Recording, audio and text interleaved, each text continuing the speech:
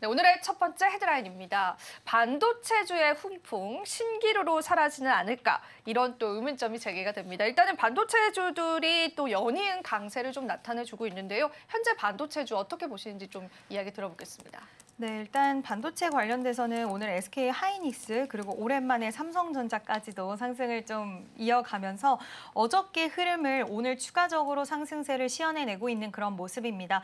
반도체 주들은 지난번 엔비디아 실적 발표 때 엔비디아 실적 발표 이후에 시간에서 엔비디아 좋은 상승세를 나타냈고 또 엔비디아가 앞으로의 AI 시장에 대해서 여전히 확장성은 열려 있다. 그리고 AI를 접목했을 때 생산성과 효율성이 올라가다 보니 빅테크 기업들의 투자 지속되고 있는 가운데 우리는 앞으로도 더 많은 시장이 열려 있고 이 안에서 굉장히 강한 성장을 할 수 있다라는 이야기를 했는데 그러면 자연스럽게 우리는 생각할 수 있는 게 SK 하이닉스 오늘 주가 흐름 굉장히 좋겠다라고 기대를 하셨던 분들이 많이 계셨을 거예요. 저 또한 그런 생각들을 했는데 그때 실적 발표 이후에 그 훈풍을 이어가지 못했습니다. 그러다가 대선이 끝나고 난 이후부터는 외국인의 매수세에 힘입어서 지금 2거래일 연속 상승세를 좀 이어가고 있는데요. 물론 엔비디아가 시총 1위를 탈환했다는 소식이 들려오기도 했고 뭐 AI 관련돼서 우리가 시장 인프라 확장에 대한 부분들 지금 많은 빅테크 기업들이 원전 쪽에도 투자를 하는 이유가 AI 시장의 확장 국면에 인프라 투자의 일환으로 볼 수 있기 때문에 크게 생각했을 때는 결국 AI 시장에 대해서 여전히 투자 국면에 있다는 것으로 해석도 할 수가 있는데요. 이런 부분들을 봤을 때 SK 하이닉스와 삼성전자의 상승세는 너무나 반가웠고 오늘 이 시세 흐름이 끝나지 않고 다음 주까지 이어졌으면 좋겠다라고 지금도 좀 지켜보고 있습니다. 특히 외국인 쪽에서 이제 하이닉스 쪽에 가는 매수세가 최근에 좀 많이 들어온 게 확인이 되고 있는데요. 물론 오후장까지 그리고 마감 이후 집계까지 살펴보셔야겠지만 이러한 반도체주 훈풍에 반전은 없을지가 좀 우리가 그래도 제기할 수 있는 의문점인 것 같습니다. 일단은 뉴욕 증시에서도 이제 기술주들 특히나 이제 반도체 관련 주들이 나쁘지는 않은 흐름들도 이어져 오는데요. 브로드컴 실적 발표 좀 앞두고 있습니다. 이게 또 시장의 변수가 될 수 있을지도 좀 짚어볼까요? 네, AI 특화칩 분야에서는 엔비디아에 이어서 두 번째 기업이다라는 평가를 받고 있는 그런 기업입니다. 그래서 이번에 2분기 실적 발표가 상당히 좀 중요한 부분을 반도체 기업들의 앞으로 시세 흐름에 좀 많이 영향을 하지 않을까라고 보고 있는데요. 특히 지금처럼 분위기가 좋을 때 브로드컴에서 실적이 좋게 나온다라고 했을 때는 이 시세를 이어갈 수 있는 가능성이 있다라고 보고 있고 지금 월가 같은 경우에도 이번에 실적에 대한 전망치를 상당히 장밋빛 전망을 좀 내놨습니다. 매출 같은 경우에도 전년 동기 대비해서 20% 증가할 것이다라고 이야기를 했고요. 조정 순이익도 상당히 좀 점프를 한 그런 금액으로 예상을 하고 있는 그런 분위기가 연출이 되고 있고 특히 AI 관련된 매출이 지금 42% 급증할 것이다라는 이야기를 하면서 AI 시장에 대한 성장성 역시나 브로드컴의 실적을 보고 나서 우리가 다시 한번 좀 키워나갈 수 있지 않을까라고 생각을 하고 있고요. 브로드컴은 또 에이직 반도체라고 해서 이제 좀 주문형 반도체 시장에서의 앞으로 활약도 좀 기대되고 있는 만큼 이런 부분들이 실적이 잘 받쳐준다라고 했을 때는 SK 하이닉스와 삼성전자까지도 좀 가능성, 그러니까 추가적인 시세에 대한 가능성 이어갈 수도 있지 않을까라고 생각을 하고 있습니다. 사실은 이제 제가 생각을 할 때는 이게 외국인이 오랜만에 반도체 관련주에 이제 1조 원 넘는 순매수를 보여오고 있는데 그 반도체 관련해서 이미 수치가 좋게 나온 거는 이전에도 확인이 됐잖아요. 근데 왜 이제서야 외국인이 반도체주들을 좀 적극적으로 매수하는지에 관해서 포인트를 좀 짚어보면 좋을 것 같아요. 일단 외국인의 입장에서도 관세에 대한 우려를 반도체는 안 할 수가 없었을 것 같아요. 근데 리더십이 부재한 상황에서 관세에 대한 협상이 진행되기는 어려울 것이었는데 이제 리더십이 복귀를 했고 그렇게 됐을 때 우리나라가 강점을 갖고 있는 사업이 어떤 게 있었을까? 사실 SK 하이닉스, HBM만한 게 없다 보니 이와 관련돼서 앞으로의 협상 국면에서 이런 관세 관련돼서 좀 우호적인 스탠스가 나와줄 수 있지 않을까? 그런 부분들이 외국인 입장에서 시장에서도 충분히 반영되지 않을까라고 보고 있고요. 지금 반도체 특별법이라든지 정책적인 그런 모멘텀도 붙어주고 있는데 저도 개인적으로 SK 하이닉스가 지금 AI 시장에서 활약하고 있는 것 대비 현저히 좀 저평가되고 있는 부분도 있다라고 생각을 합니다. 그 부분들에 대한 시선도 외국인들이 갖고 있었던 게 아닌가라고 생각을 하고 있고요. 그렇기 때문에 이와 관련돼서 반도체에 대한 시선이 조금은 리더십이 다시 돌아온 부분에 대해서 좀 크게 해석을 하고 있지 않을까라고 생각을 합니다.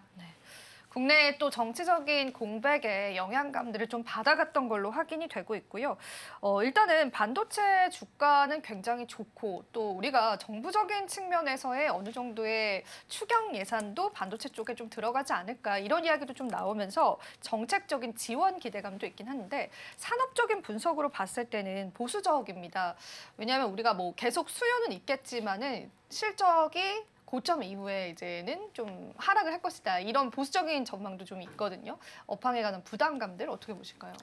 업황에 대한 부담감은 좀 있을 수는 있긴 하지만 우리가 AI 시장을 두고 봤을 때 기업들의 투자는 ING라고 하는 부분 그리고 또 플러스적인 요인으로 최근 엔비디아가 이제 새로운 시장을 또 개척하기 시작을 했습니다. 중동 쪽에 문을 두들겼고 UAE와 그리고 우리가 사우디 쪽으로의 새로운 모멘텀을 좀 기대할 수 있는 부분들이 열렸기 때문에 젠슨항 CEO도 이런 발언을 했지만 SK 하이닉스와 삼성전자, 물론 삼성전자는 HBM3E의 퀄 테스트 통과 여부가 가장 중요하긴 하지만 여기서 좋은 결과치만 가져온다라고 했을 때는 이런 새로운 시장에 대한 부분들을 같이 동조해서 갈 수가 있기 때문에 이와 관련돼서 물론 우려의 시각은 분명히 존재를 할 수는 있을 것 같아요. 이게 정말 본 계약 쪽으로 가거나 말하는 거랑 또 구두 계약이랑은 다를 수 있잖아요. 구두 계약과 본 계약에 대한 차이 뭐 이런 부분들 정말 이게 확실히 진행되는가에 대한 여부 그리고 미국과 중국의 분쟁이 아직까지는 해결되지 못했다라는 부분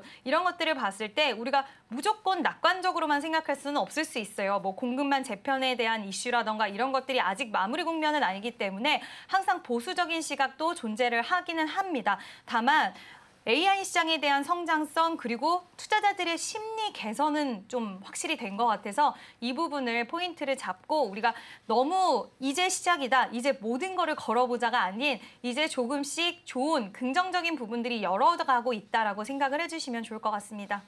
네, 반도체주에 관한 보수적인 시각도 시장에는 분명히 존재한다라는 거 한번 짚어봤고요.